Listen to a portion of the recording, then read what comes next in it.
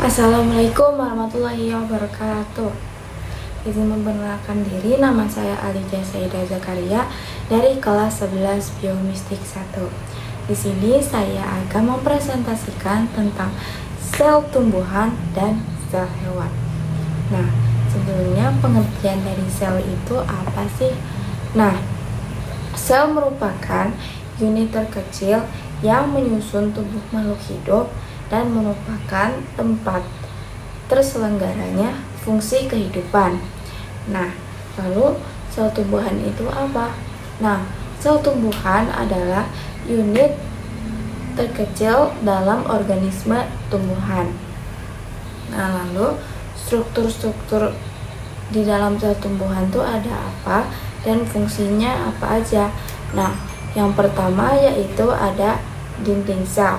Nah, dinding sel adalah struktur kaku yang terletak di luar membran sel. Nah, terbuat dari selulosa, hemiselulosa, dan lignin. Nah, fungsi dari dinding sel ini adalah memberikan kekuatan dan dukungan struktural, lalu melindungi sel dari kerusakan mekanis, lalu mengatur pertukaran zat antara sel dan lingkungannya, lalu mencegah penyerapan air yang berlebihan. Nah, untuk membentuk selnya tersebut.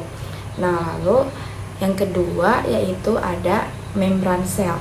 Nah, membran sel juga dikenal sebagai membran plasma atau selaput plasma. Nah,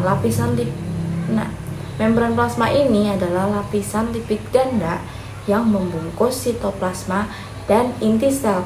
Fungsinya yaitu mengatur aliran zat masuk dan keluar dari sel, lalu menjaga stabilitas lingkungan internal sel dan memungkinkan komunikasi antar sel melalui plasmodesmata. Nah, lalu yang ketiga yaitu ada inti sel atau nukleus. Nah, inti sel ini adalah pusat pengendali sel yang mengandung DNA. Fungsinya yaitu mengatur pertumbuhan dan perkembangan sel, lalu mengontrol aktivitas sel melalui ekspresi gen, lalu melindungi materi genetik dari kerusakan.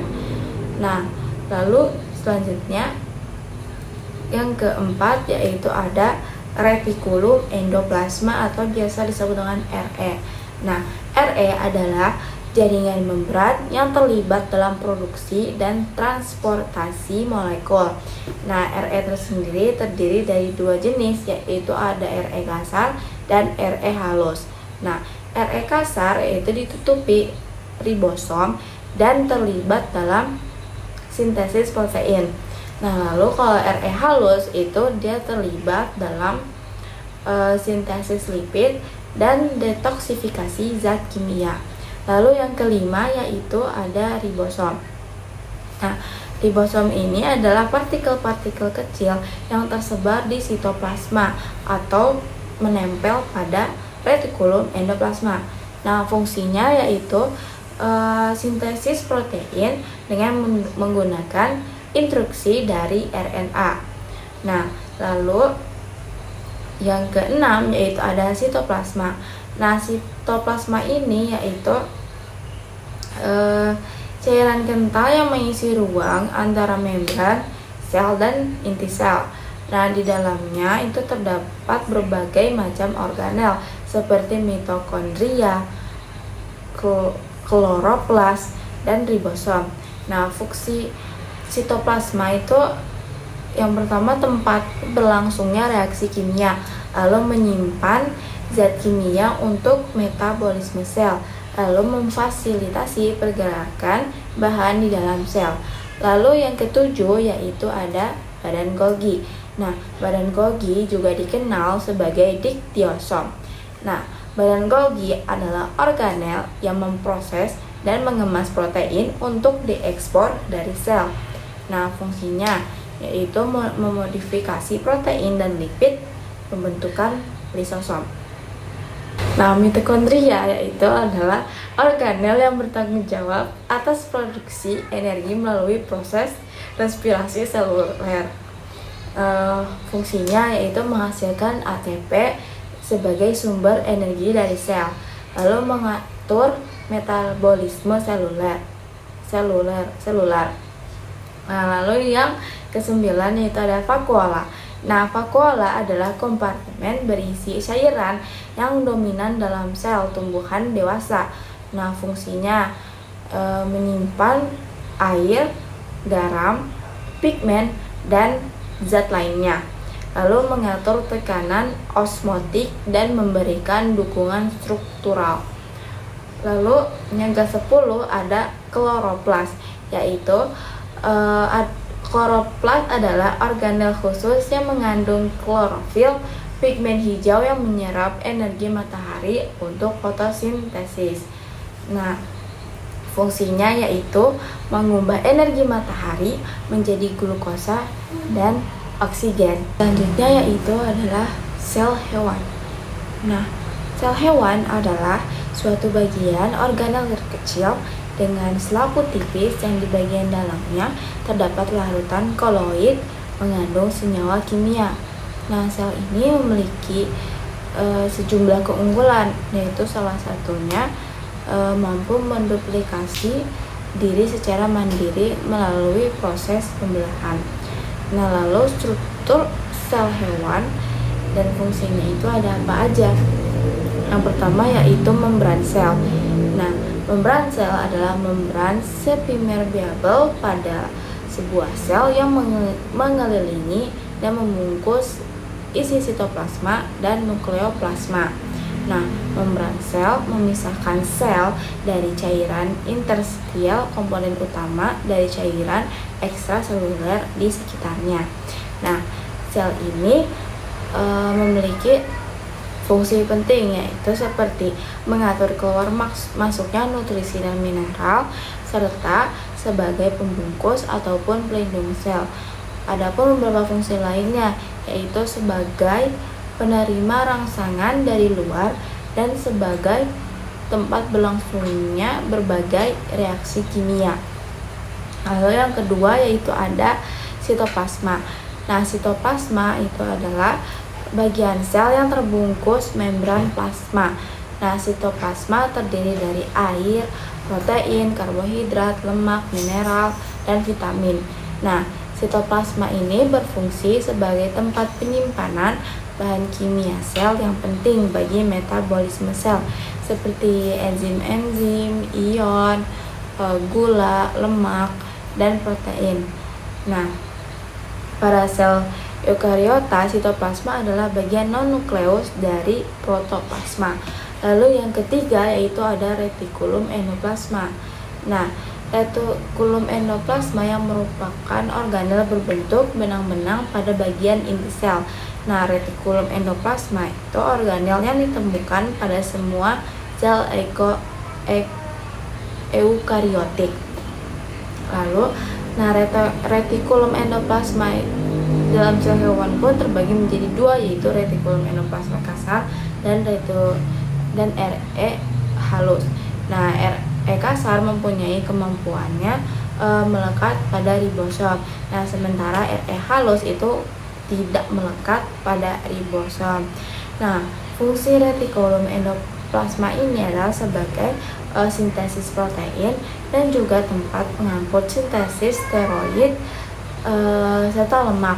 Nah, selain itu, retikulum endoplasma juga berperan dalam membantu detoksifikasi sel berbahaya, lisosom. Nah, lisosom merupakan kantong terikat pada membran berisi kandungan enzim hidrolitik. Lisosom terletak pada sel eukariotik. Nah, bagian ini berguna untuk mengontrol pencernaan intraseluler dalam kondisi apapun. Nah, lisosom berfungsi untuk mengontrol pencernaan intraseluler, mencerna materi, menggunakan fagositosis, menghancurkan organel sel yang telah rusak, dan memasukkan makromolekul dari luar menuju ke dalam sel melalui mekanisme endositosis. Nah, lalu yaitu ribosom. Nah, ribosom adalah organel sel yang memiliki tekstur padat dengan ukuran kecil-kecil, dan mana diameternya itu sekitar 20 nanometer. Nah, organel ini terdiri dari 65% RNA ribosom dan 35% protein. Nah, ribosom atau ribonukleoprotein menerjemahkan RNA untuk membentuk rantai polipeptida atau protein dengan menggunakan asam amino dan proses translasi. Nah, ribosom terikat pada retikulum endoplasma kasar atau membran inti sel yang berfungsi sebagai tempat berlangsungnya proses sintesis protein. Itu ada badan Golgi. Nah, badan Golgi atau juga dikenal dengan sebutan aparatus Golgi itu merupakan organel yang berkaitan dengan fungsi ekskresi sel hewan. Nah, posisinya ini terdapat pada sel eukariotik yang berperan dalam proses ekskresi seperti ginjal. Nah, struktur badan Golgi juga berupa berkas kantung berbentuk cakram yang bercabang menjadi serangkaian pembuluh yang sangat kecil di ujungnya. Karena hubungannya dengan fungsi pengeluaran sel, pembuluh mengumpulkan dan membungkus karbohidrat serta zat-zat lain untuk diangkut ke permukaan sel. Lalu ada nukleus. Nah, nukleus adalah organel terkecil yang mengatur sekaligus mengendalikan aktivitas sel hewan. Nah, proses ini dimulai dari metabolisme sampai pembelahan sel. Nah, nukleus mengandung materi genetik yang berbentuk DNA linear panjang membentuk kromosom. Nah, organel ini bisa ditemukan pada sel eukariotik yang terdiri dari beberapa bagian, misalnya seperti membran inti, nukleoplasma, kromosom, dan nukleus. Nah, lalu selanjutnya ada nukleolus. Nah, nukleolus ini adalah organel yang ada pada inti sel atau nukleus. Fungsinya untuk membentuk protein menggunakan RNA atau asam ribonukleat. Lalu yang selanjutnya itu ada membran inti. Nah, membran inti ini elemen struktural utama nukleus yang membungkus keseluruhan organel sel hewan. Nah, di samping itu, organel ini berperan sebagai pemisah antara sitoplasma dan daerah inti. Nah, membran inti ini bersifat non-permeable atau tidak bisa dilalui semua zat, baik padat ataupun cair, sehingga sebagian besar molekul yang membuat nukleus membutuhkan adanya pori inti. Nah, itu selanjutnya perbedaan, di mana sel tumbuhan dan sel hewan ini memiliki beberapa perbedaan yang penting. Salah satunya yaitu perbedaan terbesar antara sel tumbuhan dan sel hewan, yaitu pada dinding sel tumbuhan, yang dimana sel hewan ini tidak memiliki dinding sel. Lalu salah satu perbedaan lainnya yaitu sel tumbuhan memiliki plastida dan vakuola, sedangkan sel hewan memiliki lisosom dan sentriol. Baik, segitu saja presentasi dari saya. Mohon maaf apabila ada kesalahan atau salah kata. Wassalamualaikum warahmatullahi wabarakatuh.